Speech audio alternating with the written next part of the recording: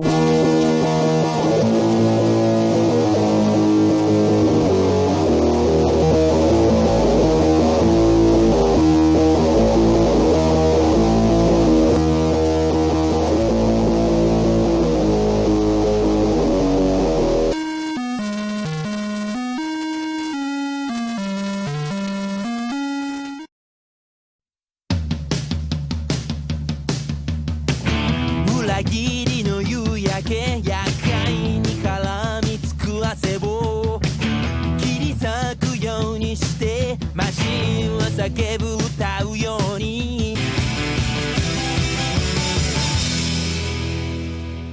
what up? I'll be going over Durarara. I don't know if that's how you say it, but that's how it's spelled with 2 exclamation points. So there we go. This anime came out back in 2010, and let me tell you, this is very good anime. It's has the same style as Bakano, which I reviewed a little while ago. If you guys haven't seen that, check it out.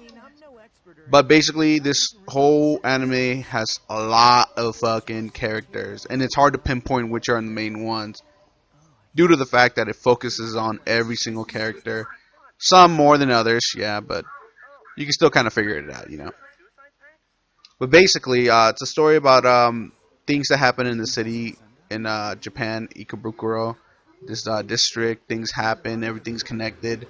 It's basically a big, giant human social media, human interaction. All those things merge into one. By that I mean they use technology, they use actual human development and other stuff to incorporate that in the anime so you can understand it better. And they narrate it in a way. They narrate it, but they narrate it in more of an observer narrator, where they someone observes and narrates people's lives. But they do first person and shit like that too. Like I said, that's everything happens in this town. There are some things that happen paranormally, some paranormal stuff, some regular stuff, and some dramatic shit. Come on, who does not love drama, right? That's basically what you get in this anime. And well, let's get started with some of the characters, right? Like I said, there's no main characters, but these are some of the characters that come out in it. We have Mikado Ryugamine. He's a kid that comes from the country, moving into the city, first time living there. He has a friend that lives there, and they know each other, so he's not coming in totally not knowing anyone. He's going to Rika Academy, a good school in the city. He lives by himself, of course, and he spends most of his time chatting online. That's a big thing I forgot to mention, the chatting thing. I don't know if you guys saw it, but that's a big thing going in there. He's one of those users. There's 3 in total, and 4 later on, but he's one of them. And there's some things that he's not telling anyone that actually we figure out, and it makes the shit way fucking hit the fan, dude. But yeah, like, he's a good kid, though. He's a good kid. We have Celty Sturluson. Like I said, there's paranormal things. She's one of those paranormal things, if you believe in that. She's an actual called a Dullahan, headless horse rider from Ireland, female. Apparently, a lot of female ones. A lot of people think she's a Valkyrie, stuff like that. But she's actually a nice person, though. She actually is a courier in Ikebukuro, transporting things, fighting things. You know, she can do it all. She's Kim Possible without a head, though. And but yeah, that's her character. She's there more of an observer, but she deals with stuff, and she's dealing with her own loss. And they'll go over that in the anime, so don't worry about that, alright? And then we have Masaomi Kidal. He's a best friend of our the first character I introduced. He's the only one that he knows in the city. Of course, he knows later on everything. But Masaomi Kidal has a secret in his past. He's more of a flamboyant, non-embarrassed character. He goes, speaks his mind and all that shit, especially with girls. He loves girls. But later on, halfway through the series, he does develop more of a loner act, kind of like an isolated thing due to his past. And that's what this show tries to bring to light, his past, along with other people's past that all connect together. And that's where you get him in it, you know. With Masaomi and Mikado, you have Henri Sanohara. I don't know if I'm saying that. Sanohara, my bad. But she's a student, goes to the same school they do, Rika Academy. Now, this is an interesting character right off the bat. She feels like she says to herself that she feels like she's a parasite, a leech feeding off people. And she starts hanging out with the other 2 guys that I said. And then she starts feeling that it's not a bad thing to be a leech or whatever. You know, high school drama shit, but then there's something else to that though, that from her past that connects her and why she feels this way. And of course, she's actually one of my favorite characters in the show.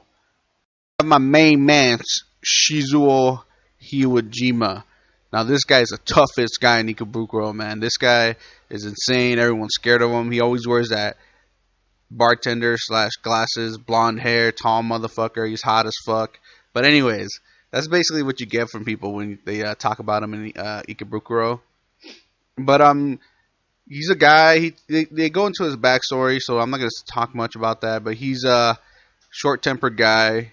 Can't keep a job because he's short-tempered. But he collects money for this agency, and he just walks around Ikebukuro and has a big grudge against this next character, Izaya or Ihara. Now Izaya is actually an information broker.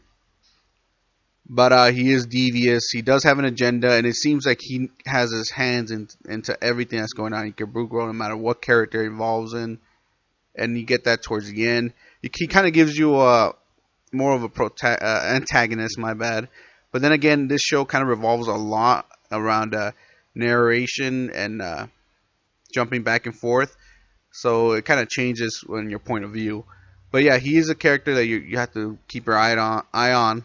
Because he is kind of sketchy, but he will help you out if, he learns from it. Then you have my favorite 4 people group in this entire anime.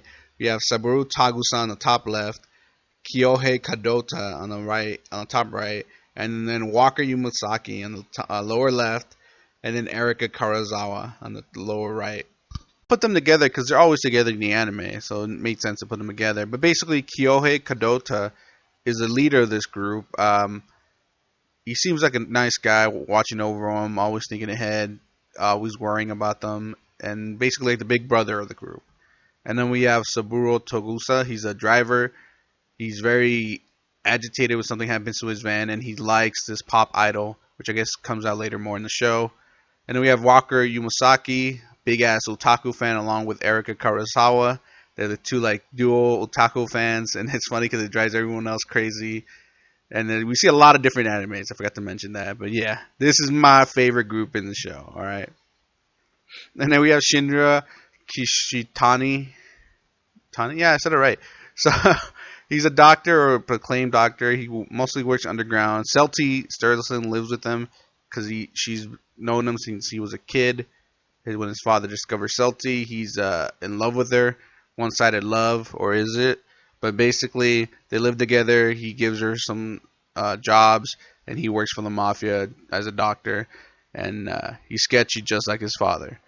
And then we have Seiji Jagari and some unknown girl. Well, you do find out who the unknown girl is. I'm not going to include it because it's kind of a spoiler. It's a perfect thing to watch. But Seiji is he actually found the head of Celty. I forgot to mention that. Celty lost her head. And he found it. Well, he didn't find it, but his uncle had it, and he became infatuated with it, and is in love with it. And there's some weird shit. I'm not gonna get into it. So, and we have Name Yagari, his older sister. She's in love with her brother in a weird way. I don't get that. She works for a pharmaceutical company. She actually has Celty's head. It's not really a spoiler because it's not really a big thing. And she's very protective of her brother. It doesn't even matter when her brother kills someone. She's there to help him, give him money, all this stuff. This character's interesting, especially what happens halfway in the season. Keep an eye on her, Oh, and then we have my man Simon Brezhnev. His family left the United States to live in Russia. So he's Russian, black, and he works in as a sushi place in Japan, Russian sushi. Now this guy speaks in a broken accent, but I don't know if it's a joke because he had his own episode where he spoke perfect Japanese or English, the dubbed version I watched. So there's something with this guy too. And then we have his boss Dennis, who owns a Russian sushi place. He seems to have skills with knives, more in ways than one, if you know what I mean, deadly-ish. But we don't know. We get to see him later on in half of the season. I included him though; he's important. And we have Tom Tanaka, friends of Ishu, I can't even say his name, but the guy in the back, the blonde guy, so I put him there. He's works for a collection agency. That's where he hired his best friend. They've known each other since middle school, but he doesn't come out much in the show. But he does appear a lot in random streets and shit. So he's in there. And then we have Kishitani, the father of Shinra. He always wears a gas mask. That's it. That's all I give you. And here we have Ryo Kamichika, main character, the first character that gets a story besides some of our main characters. She gets a whole episode devoted to her, dealing with stuff from her past, and then we never see her again. She doesn't never have any credits or anything like that. I want to know what happened to this girl. Was she coming back or something? I don't know. She wasn't even in the wiki pages I looked up, but she had an entire episode. Come on. And then we have Saki Mikajima. She has something to do with Masaomi's past. So I'm not gonna get into it a lot, but she does have a big chunk to do with the third arc that happens this season. So she's in here, just so you know who she is. And then we have a cop. He comes out halfway into season 1. Kinnosuke, whatever his name is, I can't fucking pronounce it. But he basically scares Celty, and Celty becomes scared of cops. And then we have the reporter. This guy came out. He came out in first part of the season, and then he has his own episode in the second part of the season. But again, he wasn't not included. But he goes around asking about Shizuo, and he actually brings up shit, and he's deeply rooted with story arc 2. And then another character is Haruna Nikawa, which is his daughter. She went to school, and something happened with the teacher that she got kicked out of school. Shit goes down in high school, drama. But yeah, and this is that teacher that something happened, this perverted motherfucker who gives men bad names. That's why we have fucking sex ed seminars and shit like that. Takashi Natsumijima, the perverted bitch. And we have Kasuka Heiwajima. He's Shizuo's younger brother. He comes out more towards the end in the special episode 25. But he does have some flashbacks in the beginning of the show. So there you go. And then we have the twins, Maruhi and Karuhi. They're actually Izaya's younger sisters. And guess what? They're a couple. They make out and shit. And also in episode 25 exclusively. That's the only one they come out in. So check that one out. And then we have them girls. I included these girls because they come out a lot in the show. Mostly as side characters and bullies and stuff. But they in the show. Especially the one in the middle. Her boyfriends get the crap beat out of them. Oh, and then we have the Awakasa group. Now, the only one we've seen is Haruya Shiki. He does come on the special episode, I think it was like 12.5. He comes on there, and then later on in the other episodes. But he's part of a Yakuza group. Now, the biggest gripe I have against the show is that the two specials only come on a DVD special. So if you want to catch those or don't have the DVD, check them up online after you see the show. Their episodes 12.5 and 25. And actually 25 is one of my favorite episodes because it wraps it up better than the last episode kind of did. And it gives hints of a second season or a third season, which there are now, right? The animation's great. The storytelling is pretty great too. Like, it doesn't go like in Bakano from like, you already know how the ending is and you go back to the beginning and keep going back and forth. I didn't know. This one sticks with one episode, one arc. There's 3 arcs in total with a bunch of episodes explaining characters. The first season does. So that's great. Can't really get lost. You start liking all the characters are explained very well. Even minor characters that just come out like the people that get kidnapped or... Yeah, you will see when you guys watch this show. Music is great. Music fucking tight. I never skipped the opening or the ending really. The balance between paranormal, drama, everything was fine. It didn't feel like one beat the other one. I mean, you watch the episodes of Celty and her past, or you watch the drama going around with some of the main characters, or even human development and stuff like that happens. And you see that through many of the characters. So, altogether, you know what? I'm going to give this a 9 out of fucking 10. Hell yeah. I was going to give it an 8 out of 10, but the ending and then the specials I watched really brought up that last point. Almost to a 10 out of 10. But you got to be realistic. This is not a fucking great anime for everyone. Only some will probably like it, others will hate it because of the whole, narration fact. But whatever. Hey, hit that like, hit that sub. Catch you all guys next time.